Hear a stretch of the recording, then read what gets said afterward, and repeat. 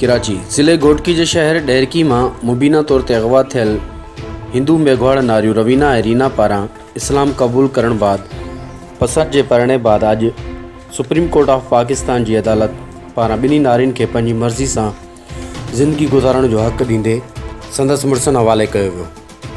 जिते डेरकी खां आयल नारियुनि जे वालदा ऐं वालिद ऐं भाउ संदसि अहिड़े फ़ैसिले ते ॾुखोईंदड़ थींदे मायूसी जो इज़हार कंदे संदसि वापसि डेरकी रवाना थी विया। जॾहिं त नारियुनि रीना ऐं रवीना जे वालदा कोर्ट अंदरि मुशंगारू ॾेई रोंदी रही, पर नारियुनि बीही करे बि पोइते पंहिंजे वारसनि खे न निहारियो। बाग़ी सागर पवार, सोच TV, कराची।